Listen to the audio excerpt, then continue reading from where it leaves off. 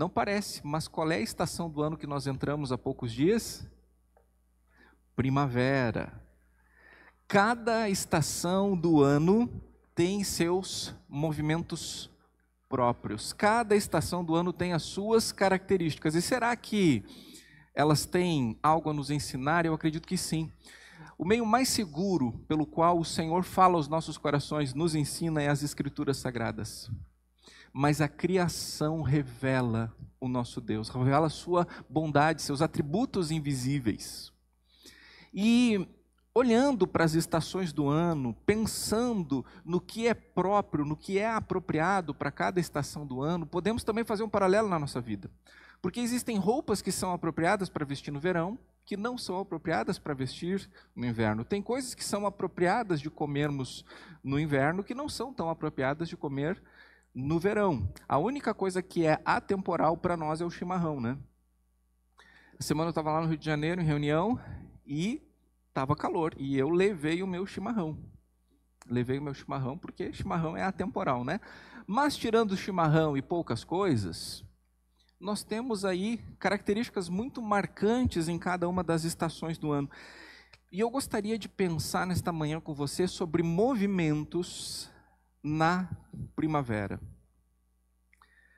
Nós vamos olhar para um texto das Escrituras Sagradas que mostra pelo menos um movimento que acontecia na primavera, ou que pelo menos precisava acontecer na primavera. Nos tempos do reino de Israel no Antigo Testamento, era na primavera que os movimentos de guerra aconteciam. Então, nas outras estações, os reis preparavam o seu exército, reforçavam suas muralhas, porque passado o frio, passado os momentos difíceis, então, com um tempo mais ameno, eles saíam para conquistar, para ampliar seu território e, dessa maneira, também ter um povo mais fortalecido diante das ameaças dos outros inimigos. Então, guerra era um movimento na primavera. Olha só 2 Samuel capítulo 11, versículo 1. Na primavera, época em que os reis saíam para a guerra. Agora você já sabe por que eles faziam isso na primavera.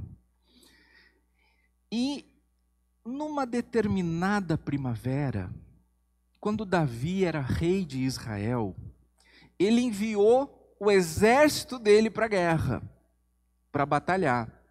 Só que ele mesmo não foi. E Samuel está deixando muito claro para nós. Na primavera, época em que os reis saíam para a guerra, porque nesse tempo o rei ia lá, ele estava lá na frente, ele estava no topo da colina, ele estava encorajando, ele estava impulsionando, ele estava dando exemplo. Mas olha o que está escrito na sequência. Na primavera, época que os reis saíam para a guerra, Davi enviou para a batalha Joabe, com seus oficiais e todo o exército de Israel. Mas Davi permaneceu em Jerusalém. Algo meio parecido com os líderes militares de hoje, né? O Vladimir Putin, ele manda seu exército entrar na Ucrânia. Ele não entra, ele não pega uma arma, né? Mas isso não é que ele seja um grande vilão da história, porque é assim que os líderes de hoje fazem. Eles ficam lá nos seus quartéis generais, nos seus palácios, nos seus governos, bem distantes de onde acontece o perigo. E aqui, diferentemente do que era o costume, Davi faz o mesmo. Ele manda o exército. Tem até uma ocasião que Joabe conquista uma cidade e diz para Davi vir aqui, porque se ele não vier agora, ele vai ficar sem a fama de ter conquistado. Então vem aqui pelo menos para dar o último tiro, para jogar a última flecha. Davi aqui ficou em Jerusalém. Na primavera, todos estavam lutando como deveria, menos Davi. E é nessa primavera que ele não faz o movimento dos reis, que ele comete adultério e assassinato. Muito provavelmente você conhece essa história, na qual ele adultera com Betseba e manda matar o marido dela, Urias. E isso acontece numa brecha, isso acontece numa inércia, isso acontece quando ele não está fazendo o movimento que ele deveria estar fazendo. Percebe? Na primavera, época em que os reis saíam para a guerra, Davi ficou em Jerusalém. Em outras palavras, Davi não fez o movimento que deveria estar fazendo, e por falta desse movimento, ele estava onde não deveria estar, e não estava fazendo o que deveria fazer. E aí, então, é onde o pecado teve lugar. Por minha própria vida, eu posso dizer para você, o pecado não acontece de uma hora para outra. O pecado não nos surpreende. Em geral, nós pecamos quando não estamos fazendo os movimentos que deveríamos. E é nesse espaço que o pecado vai achando lugar. É esse espaço que o pecado vai tomando conta. O pecado encontra um espaço em algo que eu deixei de fazer antes. Pode perceber na sua vida, as vezes em que você foi derrubado pelo pecado. Você estava fazendo os movimentos apropriados. Quando eu não faço meus movimentos no relacionamento com Deus, quando eu não faço meus movimentos da vida cristã, é aí que o pecado vem chegando e me derruba. Mas não de uma hora para outra, é na minha inércia. Perceba bem, o erro de Davi não começou quando ele adulterou. O pecado começou quando ele adulterou, com os olhos. Mas o erro que levou ao pecado começou antes. Eu vou enfatizar muito isso nessa manhã. Começou quando ele não fez o movimento que deveria fazer. E você sabe o que a Bíblia diz lá em Tiago 4,17. Quem sabe que deve fazer o bem e não faz, comete pecado. Você já se deu conta desse versículo? Aquele que sabe que deve fazer o bem e não faz, comete pecado. Porque isso é muito matemático, né? Se eu não estou fazendo o bem, o que eu estou fazendo? Às vezes a gente pensa que é só não fazer o mal. Não, não é na inércia, é no movimento. Aquele que sabe que deve fazer o bem e não faz, ele não está se movimentando na direção que deveria, logo ele vai se movimentar em outra direção. Fazer o bem tem a ver com cumprir ativamente a missão que nós temos, o propósito de cada discípulo de Jesus em todas as áreas da sua vida. Se não cumpre a missão, se não se movimenta, o pecado ganha espaço. Mas falando do rei Davi, será que eu não estou sendo injusto, né? O homem segundo o coração de Deus. Quem sabe ele teria que ficar em Jerusalém? Imagina governar um país, né? Ele deve ter muito compromisso. Então, será que ele não ficou trabalhando em Israel? Será que ele não ficou coordenando estratégias militares? Ficou despachando, atendendo a população? A Bíblia, em sua transparência, enfatiza muito bem o momento em que Davi toma ações pecaminosas, no vácuo do movimento que deveria ter feito e não fez. Olha o versículo 2. Uma tarde, Davi levantou-se da cama e foi passear no terraço do palácio. Do terraço viu uma mulher muito bonita tomando banho. Vamos olhar para esse texto aqui, algumas dicas que a Bíblia nos dá? Não é nem dica, né? Que horas que Davi se levantou da cama? Enquanto o pessoal estava lá na batalha, sangrando, morrendo, Davi estava onde? Na cama. Uma tarde, Davi levantou-se da cama. Literalmente não estava fazendo movimento nenhum mesmo, né? Foi passear pelo terraço. Ou seja, não estava onde deveria estar, não estava fazendo o que deveria estar fazendo, logo, aquele que não está fazendo bem, vai fazer o mal. E aí tem espaço. Numa tarde, levantou-se da cama. Isso me lembra o Guto. Há muitos anos atrás, quando ele começou a frequentar a igreja, nem lembro que idade o Guto tinha na época. Mas não sei por que cargas d'água ele veio aqui durante a semana fazer alguma coisa. Não sei se um discipulado com o Felipe, não lembro. Mas ele me viu ali na minha sala durante a semana. E ele, ué, o que tu faz quando tu não está pregando? Né? Tipo, né, como se eu aparecesse aqui no domingo, né? E aí termina o culto, eu desapareço e volto. Não, eu trabalho bastante, estava trabalhando lá, né? Inclusive, olhando esse texto, eu me lembro às vezes, o pastor não faz nada, né, gente? Minha vida é muito corrida, né? Eu acordo, já almoço e saio para trabalhar. Né, Guto? Se você está nos visitando, é brincadeira, tá? Eu faço de vez em quando. Então, Davi está lá, não fazendo o que deveria, não estando onde deveria. Inclusive, Urias, o marido da mulher que ele está achando bonita lá do terraço, está lá, correndo risco de vida. E é nessa ociosidade tão diferente, tão discrepante com a necessidade que o reino dele tinha, é que houve então essa estrada aberta para um comboio de pecado, porque pecado nunca vem sozinho. É comboio, ele vem ocupando o espaço. Quanto menos eu me movimento, mais o comboio vai chegando. Porque o pecado não vem sozinho. E pecado não permanece pequeno. Olha a evolução do pecado nessa falta de movimento, versículo 13. E Davi mandou alguém procurar saber quem era.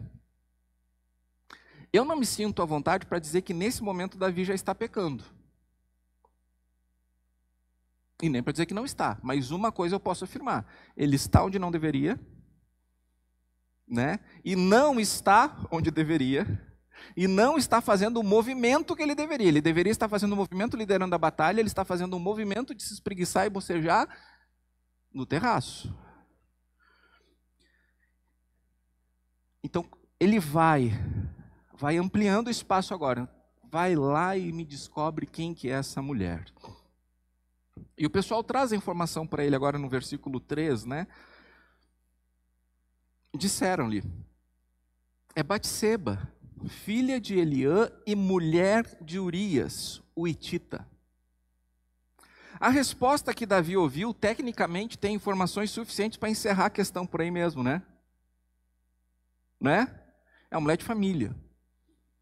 Tem um marido, Urias. Chega. Só que, olha só, o que tecnicamente serviria para dizer, bom, então eu paro por aqui, tem uma força impulsionadora, um empuxo violento gerado na falta de movimento. Então, se ele está lá guerreando, está lá liderando o povo e passa uma mulher bonita num canto, provavelmente ele não vai ter nem tempo para mandar perguntar quem é. Mas se ele perguntar, é a mulher de Urias. Urias, esse que está lutando do meu lado? Então vamos lá, vamos proteger a família de Urias. As coisas vão numa outra direção. Mulher, filha de Eliã, mulher de Urias, o hitita. O que Davi ouviu? O isca-sachê, mulher, o isca-sachê. Dessa parte toda, eu acho que ele só ouviu mulher.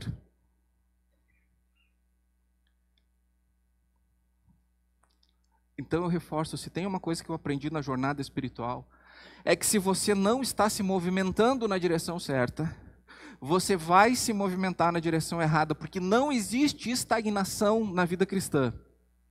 Às vezes se pensa que assim, está com uma vida cristã estagnada. Não, isso não existe. Ou você está crescendo ou você está encolhendo. Ou você está aumentando em santidade ou você está aumentando em pecado. Não existe isso de parei. Ou estou subindo ou estou descendo. Porque essa descida, ela vem com toda a inclinação da iniquidade que está dentro de nós, toda a força carnal para transgredir. Então é só ladeira abaixo, olha só essa descida aqui, versículo 4. Davi mandou que a trouxessem e deitou com ela. A mulher engravidou. Onde é que isso tudo começou, só para saber se a gente está junto? Começou pecando? Sim ou não? Não. Começou não se movimentando. Não fazendo o movimento que deveria fazer. Aí chegou lá. Você acha que o marido trai a esposa no momento que surge uma mulher ali facilitando as coisas? Ou vice-versa? Não, ele já deixou de fazer o movimento em casa há muito tempo. O movimento que deveria fazer. Ou a mulher deixou de fazer o movimento que deveria fazer há muito tempo antes de trair. Quando alguém desvia dinheiro, quando sonega imposto, quando faz isso, aquilo outro, eu posso dar 550 exemplos, pode ter certeza. Não começou pecando, começou deixando de fazer o movimento que deveria. E aí sim, aquele que sabe que deve fazer o bem e não faz, vai pecar. Então aquela informação de que ela era casada, de que ela tinha um pai, de que tinha uma família, não, traz. Né? Traz. 2, se deitou com ela e teve a consequência da gravidez. Mas será que ele não era o rei, então ele tinha o direito dado por Deus de fazer isso? Não. Se você conhece a história, você vai lembrar que Deus manda o profeta repreender Davi, tem seríssimas consequências esse pecado de Davi. Seríssimas consequências. Mas vamos ver a continuação do movimento de descida. Quando Davi soube que Batseba tinha engravidado, ele tentou encobrir o pecado. É a nossa tendência, né? Encobrir o pecado, e disso eu sei bem.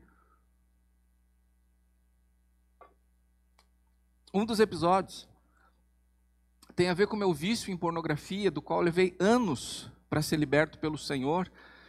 O que aconteceu no ano de 2014, em 15 de julho de 2014. Foi quando o Senhor me libertou disso a partir de movimentos que eu não estava fazendo e passei a fazer. Mas eu lembro que em certa ocasião, as pessoas não tinham internet em casa, ou poucas pessoas tinham internet em casa. E então, para ter material de pornografia, tinha que ir numa banca, comprar uma revista ou DVD. E eu comprei uma revista que tinha um CD com DVD de pornografia. Já era casado, obviamente, fiz escondido, uma oportunidade que tive. E aí, bom, pequei. Mas eu preciso agora esconder esse pecado. Aí, era uma revista grande, com DVD, acho que mais de um DVD até. Eu peguei uma sacola, botei 2 sacolas, 3 sacolas, 4 sacolas, um monte de sacola. Ficou um volumão assim para ninguém ver o que seria aquilo quando eu colocasse no lixo. E eu fui caminhando pelas lixeiras, daí assim, não, mas aqui um vizinho pode ver o que eu coloquei aqui, pode ter curiosidade, pode vir ver o que tem aqui. E eu fui indo de lixeira em lixeira e no meu bairro eu não deixei. Aí eu pensei, eu vou no shopping. Eu vou no shopping porque lá eu solto numa lixeira lá. E aí eu comecei fui no banheiro, disse, eu vou botar esse material de pornografia aqui, né, nessa lixeira aqui, vou me livrar disso, ninguém vai saber o que eu fiz, ninguém vai ver, ninguém vai me pegar no flagrante. Aí eu soltei no lixo e saí do banheiro e vinha vindo o cara para limpar o banheiro. Daí eu pensei assim, ele vai mexer no lixo. Ele vai achar aquilo lá e vai ver que sou eu. E eu voltei no lixo e peguei a sacola e saí. E eu, meu Deus, o que eu faço? Já sei, vou para o estacionamento. Fui para o estacionamento e aí abriu a porta do elevador, eu saí e botei no lixo assim da saída do elevador. E já voltei para o elevador e fui embora para casa. Daí eu pensei, tem câmeras. E nesse shopping trabalha o cunhado do meu cunhado como segurança. E se casualmente ele está olhando para a tela, naquele momento, o Davi botando um sacolão do lixo ali, com uma cara de apavorado. Vou lá ver o que é isso. E eu passei meses e meses e meses pensando, se eu fui pego naquela câmera, se ele viu. Era um tempo que eu ainda não havia confessado o meu pecado para a igreja, então eu não podia que isso chegasse em lugar nenhum, né? Porque você é escravo daquilo que não confessa. Você é escravo daquilo que não confessa. Mas eu me lembro daquela saga, durou uma tarde, mas aquilo me massacrou tanto. E me massacrou por tanto tempo, porque é isso que o pecado faz. A gente vai cometendo um para esconder o outro, e aí vai aumentando, vai mentindo, vai fugindo, vai se tornando escravo, vai perdendo o brilho, a alegria da salvação, o brilho da graça. Davi quis encobrir o seu pecado, porque disseram para ela, né? Porque ela mandou dizer disso para ele, que eu fiquei grávida. Bom, Davi é o rei de Israel, isso vai pegar muito mal, né? Imagina, o pessoal está lá lutando, ele está em casa engravidando a mulher de um outro homem que está lá lutando. Então ele pensa, ninguém pode saber disso. Eu tenho que dar um jeito de encobrir isso, vai nascer uma criança, e aí todo mundo vai olhar para essa criança, ó, esse aí é o filho do rei Davi, que adulterou com a esposa de um súdito fiel que estava na batalha. Então Davi pensa assim, se eu mandar o cara voltar para casa e descansar, ele vai descansar um monte, porque ele está cansado da batalha, e ele está muito tempo sem a mulher dele, então muito provavelmente eles vão fazer sexo, e aí ele vai pensar que esse filho é dele. Essa foi a estratégia de Davi. Então Davi manda chamar Urias lá do campo de batalha, para sair ileso. Só que Urias era um homem que fazia o movimento que tinha que fazer. Ele entendia qual era a hora certa, que tudo tem uma estação, que tudo tem um movimento. E ele agiu a partir da honra. Olha só o versículo 10. Quando informaram a Davi que Urias não tinha ido para casa, ele lhe perguntou, né, daí Davi perguntou para Urias, depois da viagem que você fez, por que você não foi para casa? Urias respondeu, a arca e os homens de Israel e de Judá repousam em tendas, o meu senhor Joabe e seus soldados estão acampados ao ar livre, como poderia eu ir para casa para comer, beber e deitar-se com minha mulher? Juro por teu nome e por tua vida que não farei uma coisa dessas. Isso é um homem de verdade. Isso é um homem de verdade. Bom, daí o plano de Davi deu errado, né? Ele se negou a ir para casa comer, beber e se deitar com a sua mulher. Então, não tem como ele pensar que o filho é dele. Então, a descida vai continuar. O pecado vai trazendo o outro. E a gente vai se cegando, porque o pecado cega, a gente fica obstinado. E olha a medida drástica que Davi toma então no versículo 14. De manhã, aí ele acorda cedo. Aí ele está apavorado. Aí não é mais de tarde, agora é de manhã. De manhã, Davi enviou uma carta a Joabe por meio de Urias. Nela escreveu, põe Urias na linha de frente e deixe-o onde o combate estiver mais violento, para que seja ferido e morra. É ladeira abaixo. Agora, Davi, que não faz aqui o movimento que deveria fazer, confia que Urias vai fazer o movimento que deve, porque ele bota uma sentença de morte para Urias, fecha e diz, leva. Urias é tão fiel que vai levar a sua própria sentença de morte, ele nem vai ler, ele não vai abrir. Porque ele é o tipo da pessoa que faz o movimento que deveria fazer. Então, sem saber, ele leva a sua sentença de morte. Porque daí, pelo menos Davi pode dizer que o filho é de Urias. Daí as pessoas vão dizer assim, não, mas Urias dormiu na rua, ele não dormiu em casa. Não, é que tu não ficou sabendo, tu não viu ali. Não tem Urias para dizer o filho não é meu. Ladeira abaixo. De ocioso a adúltero. De adúltero a mentiroso. De mentiroso a assassino. Aquele que sabe que deve fazer o bem e não faz, nisso peca. O pecado para encobrir o outro e assim vai. E onde é que isso tudo começou? Você já gravou, né? Onde é que isso tudo começou?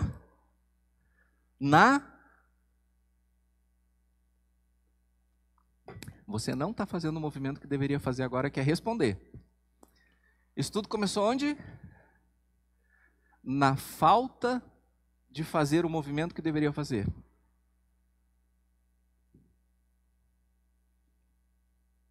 E aí você já entende, né? O que crente faz? Que movimentos são movimentos de crente? Se alimentar da palavra. O que um discípulo de Jesus faz? Fala com ele. Isso é movimento no relacionamento. O que ele faz? Ele ajuda as pessoas, ele ama as pessoas. E se eu não estou fazendo, eu estou abrindo espaço. Isso aconteceu numa primavera muito crítica, que teve muitas consequências para Davi. Aproximadamente 1000 primaveras depois desta, nós também temos um rei em Jerusalém. Mas não um rei que estava em Jerusalém para não lutar, porque Davi estava em Jerusalém para não lutar. 1000 primaveras depois, nós temos um rei que estava em Jerusalém para fazer o movimento que deveria. Para encarar a maior de todas as guerras, a guerra contra a morte. Foi na primavera que Jesus se entregou à crucificação. Foi na primavera, época em que os reis saem para a guerra, que o nosso rei saiu para a guerra. Podia ter permanecido no seu palácio de glória, nos seus terraços celestiais, mas fez o movimento de um verdadeiro rei, que é ir para a guerra, ir para a batalha, para conquistar, para vencer, para proteger.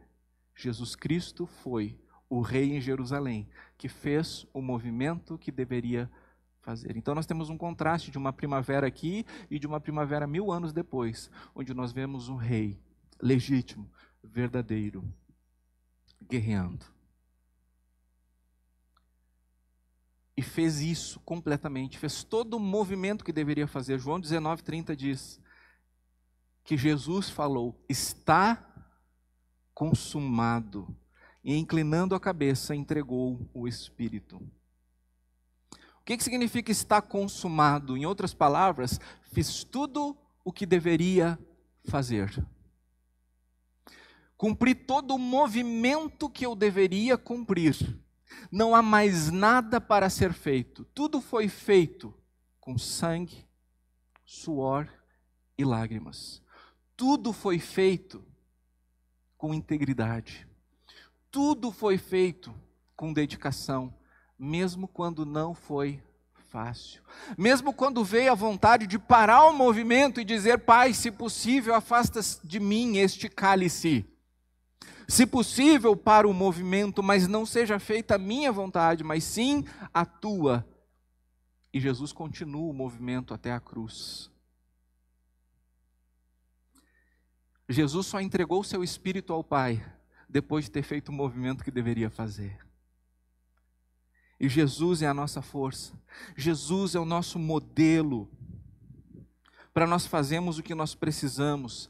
Quando a equipe que está de serviço hoje estava orando ali, o pastor Felipe fez uma reflexão, e em determinado momento ele disse assim, se você está na dúvida sobre o que deve fazer, olha para Jesus. O que Jesus faria? Em outras palavras, qual é o movimento de Jesus?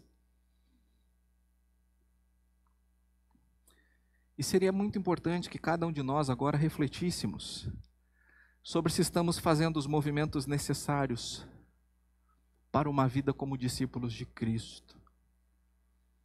Se nós temos feito os movimentos por santidade. Nós cantamos a música, né, Cordeiro Santo de Deus, né? E o Senhor disse, né, sejam santos, porque eu sou santo. E a gente pede assim, santidade é a minha... Que santidade é a minha? É mesmo? Deveria ser ou é? Porque na primavera tem um movimento que deveria acontecer. Davi não fez. Santidade deveria ser um movimento que nós fazemos. E é o movimento que nós fazemos. Então eu estou sendo contundente agora para dizer o seguinte, se você não está se movimentando na direção que você deveria, você está, ou mais cedo ou mais tarde, vai se movimentar na direção que não deveria. E vai dar tudo errado. Vai dar tudo errado.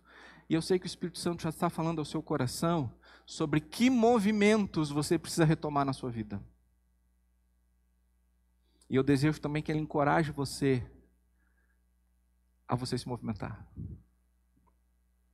Porque provavelmente, quando o Espírito Santo mostra, se movimente para lá, a sua carne diz, mas é tão difícil, é tão mais fácil acordar à tarde, ficar no terraço, passeando, olhando mulher bonita. É tão mais fácil, deixa a vida me levar. É tão mais fácil não se estressar, é tão mais fácil não lutar. Mas vida cristã é movimento. Jesus disse, enquanto vocês estão indo, vão por todo mundo, preguem o evangelho. Batizando as pessoas, ensinando as pessoas. E eu vou fazer esse movimento junto com vocês. Vida cristã é movimento. O meu casamento acabou. Ele nunca acaba pelo movimento errado. Ele acaba pela falta do movimento certo. Aí então vai gerar o movimento errado. Pode ter certeza. Quando eu parei de amar, quando eu parei de me entregar, quando eu parei de ser sincero, quando eu parei de investir, quando eu parei, eu abri um espaço.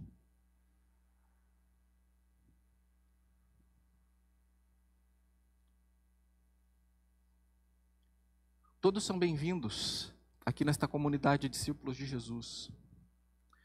Mas a frequência a cultos não é todo o movimento que é esperado de um discípulo de Jesus. A entrega do amor, através de ministérios, através de compromisso com o corpo de Cristo, é um movimento esperado desde a eternidade. Porque a palavra de Deus diz que Deus preparou obras de antemão para que nós praticássemos agora.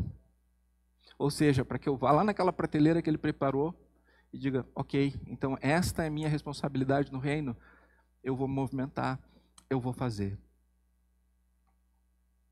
Você está em alguma estação da sua vida. Talvez não seja a primavera, talvez seja um inverno, um outono, um verão. Existem movimentos apropriados para cada uma das estações da vida. Jesus fez o seu movimento. E nós vamos celebrar a ceia desse Jesus, desse rei de Jerusalém, que estava em Jerusalém para guerrear, para fazer um movimento e não para fugir dele, não para fugir da guerra. E quando ele disse está consumado, não há mais nada que eu e você precisemos fazer da nossa parte, na nossa própria força, para merecermos qualquer coisa diante de Deus, porque tudo é graça. Tá, mas tu não está falando, Davi, sobre movimento? Bom, a gente só não pode confundir fazer um movimento para merecer algo ou fazer um movimento porque nós somos impulsionados pelo Espírito Santo de Deus a esse movimento. Não é servirmos para sermos salvos, mas é servirmos porque fomos salvos. Não é fazer para merecer, porque todo merecimento está em Cristo, mas ainda assim é não deixar de fazer os movimentos que nós sabemos, que nutrem o nosso relacionamento com Deus. Todos os movimentos que permitem que o amor flua, o amor não pode parar. A palavra de Deus diz que Jesus, amando os seus, amou-os até o fim. Jesus nunca parou de fazer um movimento.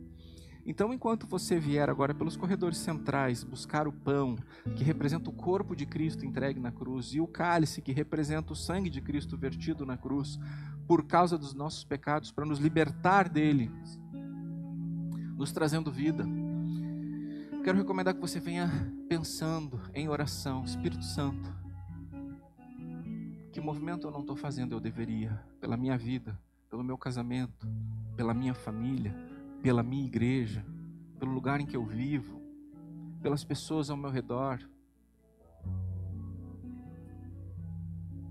E se já está claro para você qual, vem pedindo misericórdia e força para se movimentar, para vencer a inércia, para sair do terraço e estar lá na frente, lutando as batalhas do Senhor. Por favor, venha pegar o pão e o cálice pelos corredores centrais, volte para os seus lugares pelo corredor lateral e espere para a gente fazer isso junto.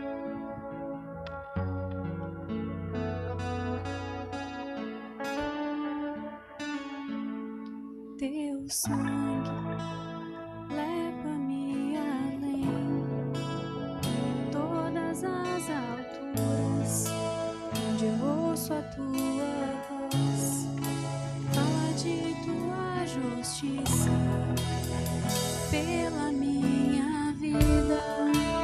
Jesus, esse é o teu sangue.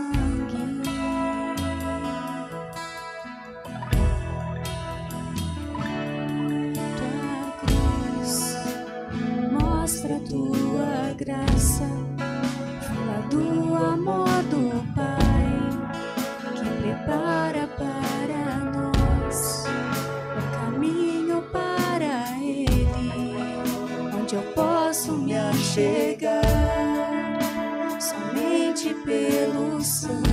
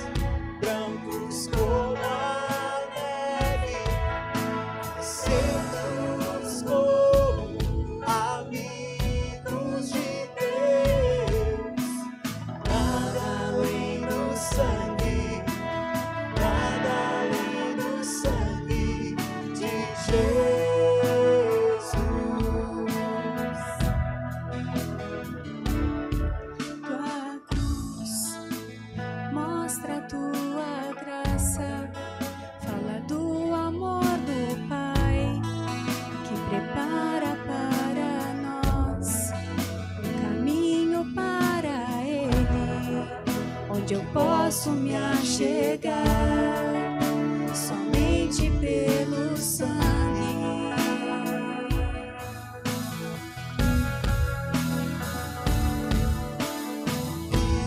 Nos lava dos pecados e nos traz restauração.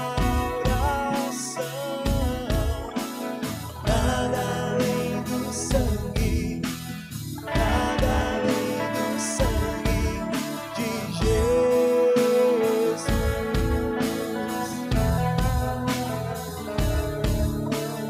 E nos faz como a neve, aceitos como amigo de Deus. Nada além do sangue, nada além do sangue de Jesus.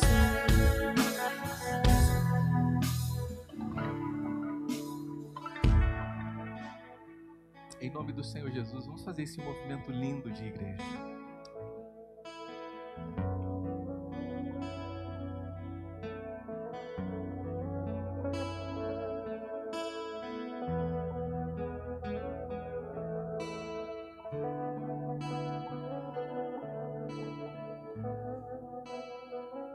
Obrigado, Jesus. Obrigado. Obrigado porque o Senhor fez todo o movimento que deveria fazer. Obrigado porque o Senhor fez isso como expressão do amor de Deus. Obrigado por esse amor tão maravilhoso, tão fantástico, tão poderoso, que mudou as nossas vidas. Senhor, renova a fé de cada um de nós aqui nesta manhã, a esperança e o amor. E impulsiona-nos com o Teu Espírito aos movimentos que combinam com filhos de Deus, discípulos de Jesus, santuários do Santo Espírito de Deus. Em nome do nosso Senhor Jesus. Movimente-se. Amém. Amém. Amém. Vamos declarar que somos livres? Eu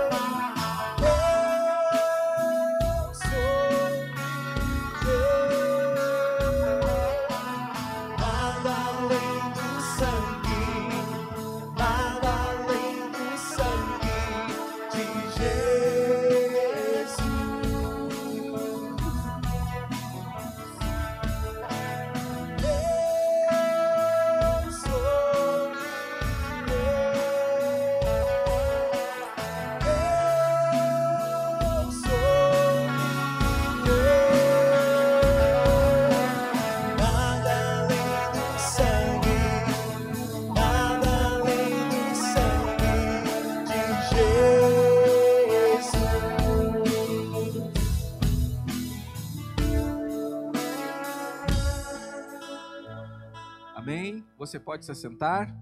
Nós temos um momento muito especial agora, onde nós recebemos na nossa comunidade discípulos e discípulas de Jesus que decidiram fazer parte.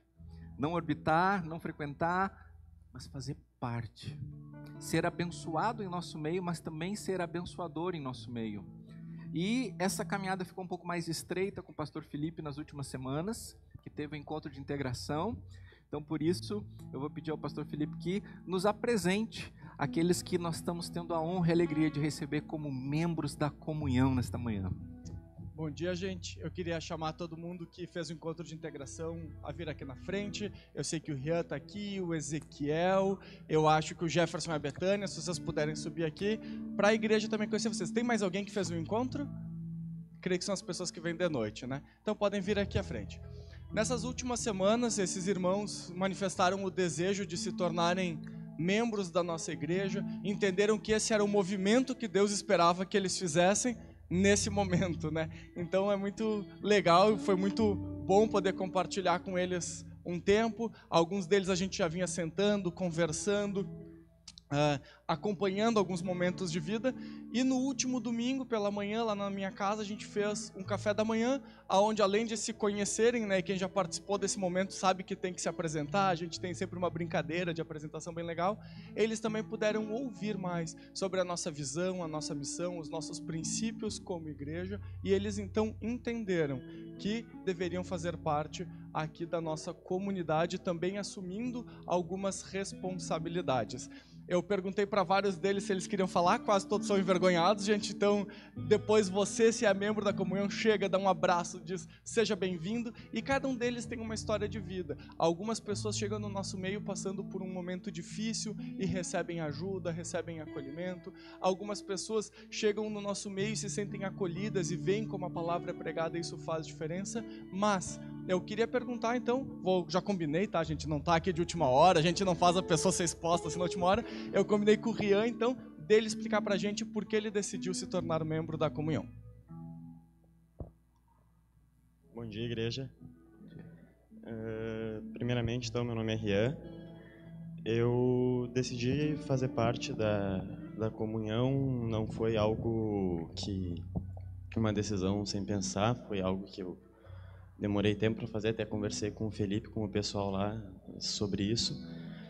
Quando eu comecei a frequentar aqui na comunhão, eu vinha passando por diversos conflitos internos e não achava saída nisso.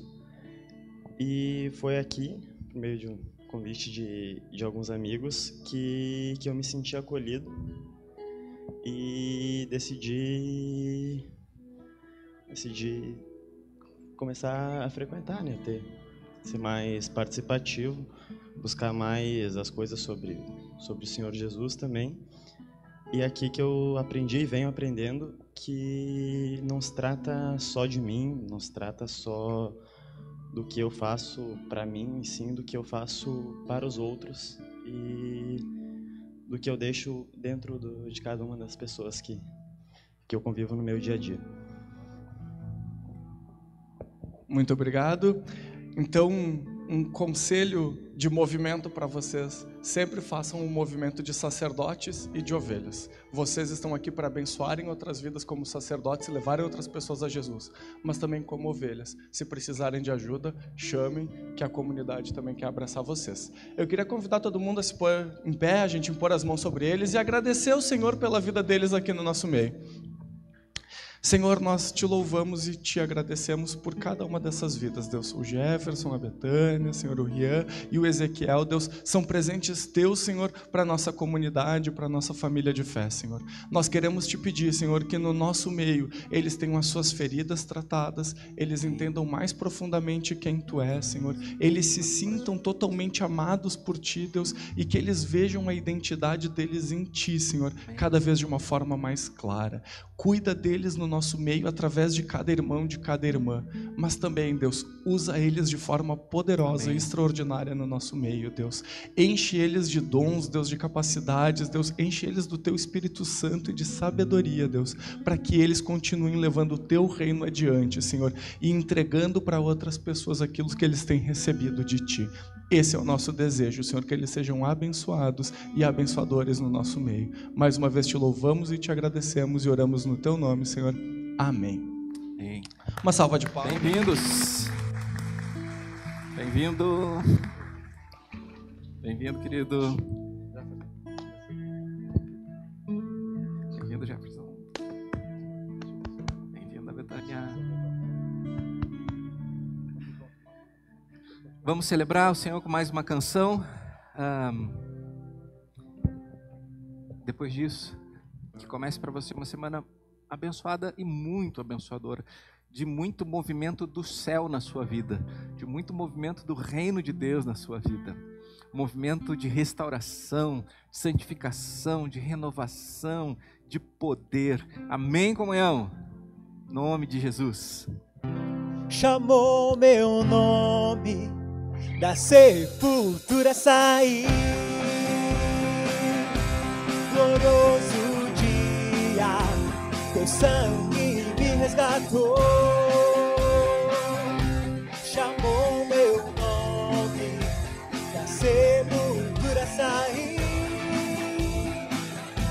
glorioso dia, teu sangue me resgatou.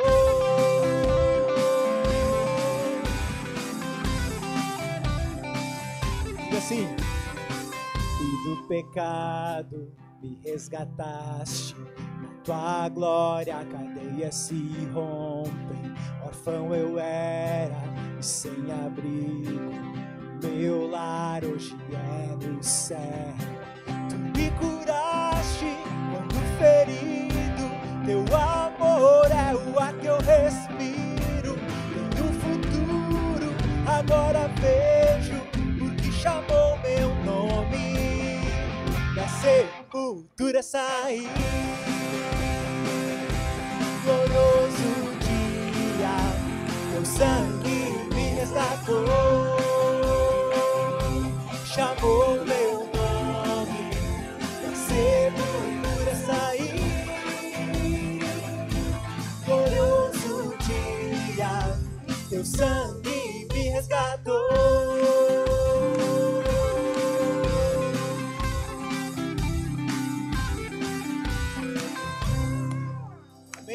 Aplauda o nosso Deus. Amém. Tenha uma semana abençoada e abençoadora em nome de Jesus.